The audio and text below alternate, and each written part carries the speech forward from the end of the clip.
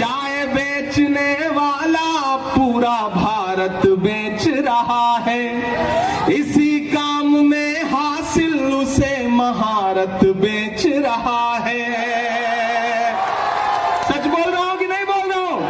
सच बोल रहा हूं कि नहीं बोल रहा हूं? गैस सिलेंडर की कीमत भी 1000 के पार, कहां सोया है चौकीदार, कहां सोया है चौकीदार। दुआ करिए मेरी आवाज में इतनी ताकत आए कि मेरे सामने प्रधानमंत्री जी बैठे हो और मैं पार्लियामेंट में खड़ा होकर उनसे सवाल करूं। जो हर जालिम से टकराएगी वो आंधी बनाऊंगा, नए अंग्रेज आए हैं नया गांधी बनाऊंगा। अब तैयार रहना पैदलपुरा वालों कि रेल बिक गई, तेल बिक गया, बिका हवाई अड्डा, सब कुछ बिकता देख के खुश हैं अपने जेपी नड्डा। तो सरकार ये कह रही है कि हमने देश को अच्छे दिन दिए। ये कैसे अच्छे दिन है भाई? मैं तो ये अच्छे दिनों को देख करके शायर हूं तो हर जगह जाके ये 4 मिसरे पढ़ता रहता हूं कि मोहब्बत भाईचारे के दीवाने दिन ही लौटा दो। मैं सीधे उन्हीं से कह रहा हूं कि मोहब्बत भाईचारे के दीवाने दिन ही लौटा दो, वो सस्ती दाल सब्जी के सुहाने दिन ही लौटा दो। ये अच्छे दिन तो अंबानी अडानी को मुबारक हो, हमें ऐसा करो साहिब पुराने दिन ही लौटा दो, हमें ऐसा करो साहिब पुराने दिन ही लौटा दो। जिस गुजरात के विकास का ढिंढोरा पूरे देश में पीटा गया, उस गुजरात के विकास का सच जानना है तो मुझे सुनो आप। ये वो गुजरात है जहां सड़कों की हालत ऐसी है कि सड़क में गड्ढे या गड्ढे में सड़क है, आप अंदाजा ही नहीं लगा सकते। ये है गुजरात के विकास का सच। यहां हिलाने पे पुल टूट जाता है। ये है गुजरात के विकास का सच। मोदी जी ट्रेन को हरी झंडी दिखा के रवाना करते हैं, ट्रेन आगे बढ़ती है, भैंस से टकराती है, भैंस नहीं मरती, ट्रेन का इंजन टूट जाता है। यह है गुजरात के विकास का सच। यहाँ के मंत्री सड़क बनवाते हैं, उद्घाटन करते हैं, सड़क पर नारियल फोड़ते हैं, असलम भाई तो नारियल नहीं टूटता, सड़क टूट जाती है। यह है गुजरात के विकास का सच। मैं मीडिया के साथियों से भी कहूंगा और नौजवान साथियों खास तौर से आपसे कहूंगा कि गुजरात में भारतीय जनता पार्टी सिर्फ टीवी चैनल पर चुनाव जीत रही है, जमीन पर कांग्रेस यहां सरकार बनाने जा रही है। वक्त की पाबंदियां हैं। मैं जानता हूं आप शायरी भी सुनना चाहते हैं, नहीं सुनाऊंगा तो आप नाराज हो जाएंगे। मैं तो शायर हूं, सांसद बाद में हूं, पहले शायर हूं। तो मैं तो चारों तरफ जा करके हमेशा महंगाई देखता हूं, माओं को अपने घरों में रसोई में आटा चावल दूध दही खरीदने के लिए परेशान देखता हूं, तो मैं तो पूछ लेता हूं उनसे कि कहां सोया है चौकीदार, कहां सोया है चौकीदार।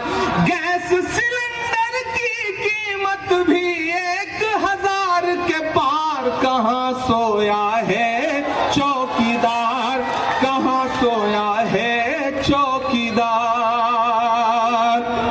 कि चाय बेचने वाला,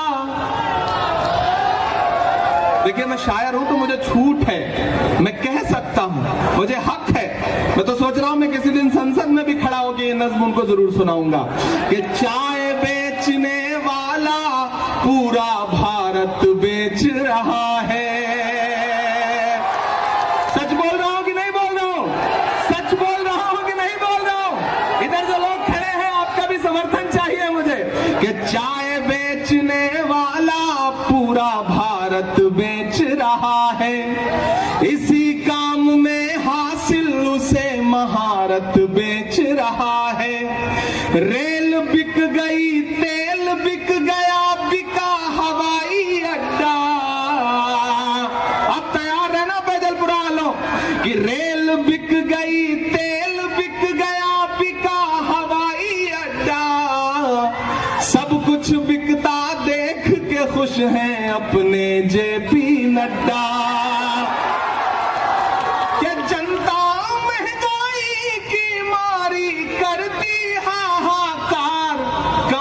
सोया है चौकीदार। इस मुल्क में दो ताकतें हैं। एक ताकत वो है जो सोचती है कि मुल्क उसकी तानाशाही से चलेगा, मुल्क उनकी मर्जी से चलेगा, लेकिन एक तरफ वो ताकतें खड़ी हैं जो ये कह रही हैं कि मुल्क डॉक्टर बाबा साहब भीमराव अंबेडकर के संविधान से चलेगा, जो ये कह रहे हैं कि मुल्क महात्मा गांधी के विचारों से चलेगा, मौलाना आजाद के सपनों से चलेगा, ये मुल्क पंडित जवाहरलाल नेहरू के ख्वाबों से चलेगा। और उसी मिशन को लेकर के, उसी ताकत को लेकर के नफरत के खात्मे के लिए एक शख्स है जो पिछले 83 दिन से हर रोज 25 किलोमीटर पैदल चल रहा है कन्याकुमारी से कश्मीर तक, जिसका नारा क्या है कि नफरत छोड़ो भारत जोड़ो। एक तरफ जब हुकूमतों में बैठे हुए लोग पूरे मुल्क में नफरत फैलाने में लगे हैं, ऐसे वक्त में एक अकेला नेता इस देश में जो सीना ठोक के कह रहा है कि मैं आरएसएस की नफरत की राजनीति के खिलाफ खड़ा हूं।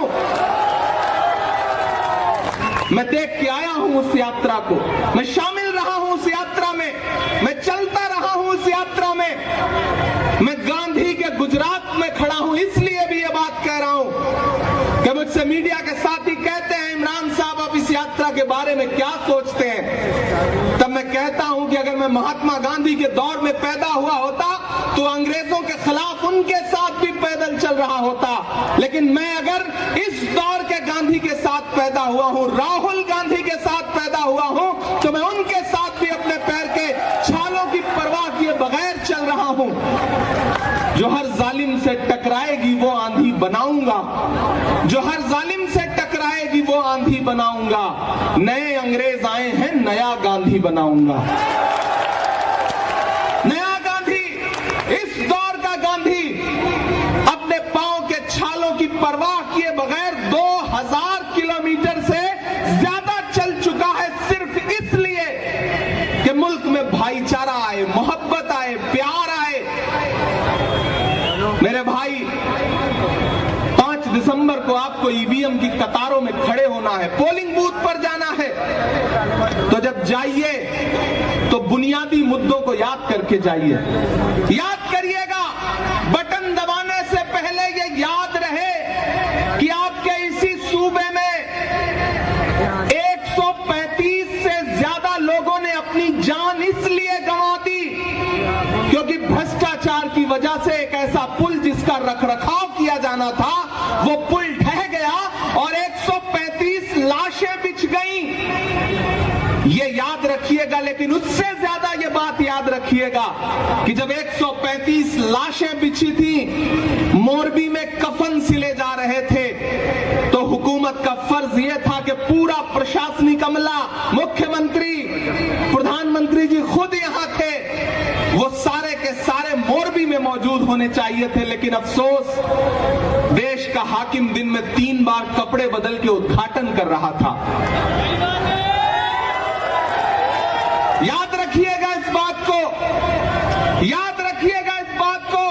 असलम साहब मुंबई से आए हैं, वो मंजर याद रखिएगा कि शाहरुख खान के बेटे आर्यन के पास से 5 ग्राम ड्रग्स की बरामदगी दिखा करके टीवी चैनलों पर सरकारी एजेंसियों ने जो तमाशा करवाया था उसे याद रखिएगा। लेकिन फिर यह भी याद रखिएगा कि इसी गुजरात के मुद्रा पोर्ट पर हजारों हजार करोड़ के ड्रग्स पकड़े गए और मीडिया में बात तक नहीं हुई।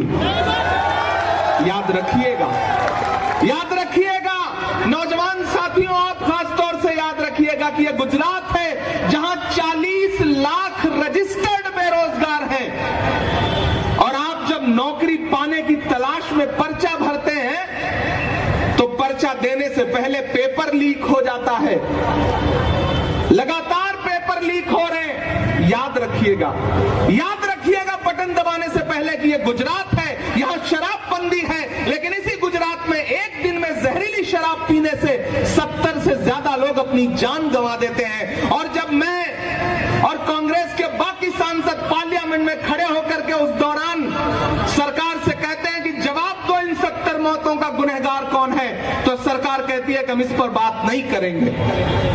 याद रखिएगा, जरूर याद रखिएगा, वो आपको भटकाने की कोशिश करेंगे। वो उनका एक मुख्यमंत्री आएगा, वो कहेगा कि राहुल गांधी की दाढ़ी तो सद्दाम हुसैन से मिलती है, वो आपको भटकाने की कोशिश करेगा। लेकिन जब वो ये कहे तो पलट के आप उन्हीं से कह दीजिएगा कि भैया आप भी आईना देख लो, आपकी शक्ल भी मोदी जी के दोस्त नवाज शरीफ के जैसी लगती है। उन्हें कह दीजिएगा, मुद्दों पे डटे रहिएगा, पूछिएगा कि महंगाई कैसे बढ़ गई। आप तो कहते थे कि मैं चौकीदार हूं, मेरे हाथ में देश की तिजोरी सौंप दो, मैं खजाना नहीं लूटने दूंगा। लेकिन मेरी माओ बहनों, ये याद रखिएगा कि आज से 6 साल पहले एक दिन टीवी चैनलों पर वो नमूदार हुए और उन्होंने कहा कि भाइयों बहनों, आज से 500 और 1000 का नोट बंद। जानते हैं क्यों? क्योंकि आपने अपने पल्लू में छुपा करके, रसोई में आटे के डब्बे में छुपा करके जो थोड़े बहुत पैसे रखे थे ना घर वालों से, ताकि बच्चों की किसी मुसीबत में काम आए, उस पैसे को आपसे छीन के बैंक में जमा करवाना था, ताकि अपने उद्योगपतियों, दोस्तों का कर्जा माफ किया जा सके, आपको लूट करके अमीरों की तिजोरी भरी जा सके। याद रखिएगा, तब जाइएगा और वोट करिएगा। मैं तो अलग ऐलान चारों तरफ सवाल करता हुआ फिर रहा हूं। डराने की कोशिशें की जाती हैं, आवाज दबाने की कोशिशें की जाती हैं। कहा गया है, सुना गया है, कोई न बोले, ज़बां दराजों को मशवरा है, कोई न बोले। अजीब लुकनत पसंद हाकिम से वास्ता है, जो चाहता है, जो सोचता है, कोई न बोले। लेकिन मैं बोल रहा हूं, क्योंकि मैं इसलिए जिंदा हूं कि मैं बोल रहा हूं। दुनिया किसी गूंगे की कहानी नहीं लिखती। याद रखिएगा कि जब प्रधानमंत्री जी लाल किले की प्राचीर पर खड़े होकर के महिला सम्मान, महिला सुरक्षा का भाषण दे रहे थे, तो उसी दिन, उसी के 2 घंटे बाद, इसी गुजरात में भारत की एक बेटी बिल्किस बानो के बलात्कारी रिहा किए जा रहे थे। याद रखिएगा। अभी 7 दिसंबर से पार्लियामेंट का सेशन शुरू होगा। दुआ करिए, मेरी आवाज में इतनी ताकत आए कि मेरे सामने प्रधानमंत्री जी बैठे हो और मैं पार्लियामेंट में खड़ा होकर उनसे सवाल करूं कि प्रधानमंत्री जी, मैं तो हिंदी साहित्य का विद्यार्थी रहा हूं, मैं तो संस्कृत का एक सूत्र वाक्य पढ़ा करता था कि यत्र नार्यस्तु पूज्यन्ते रमन्ते तत्र देवता। जहां नारियों की पूजा होती है, वहां देवता निवास करते हैं। लेकिन मुझे अफसोस है कि जिस देश में नारियों की पूजा होने पर देवता निवास करते थे, वहां नारियों की पूजा छोड़िए, बलात्कारियों की पूजा हो रही है और प्रधानमंत्री जी चुप हैं। भारत की बेटी के लिए उनके पास एक शब्द नहीं है बोलने के लिए।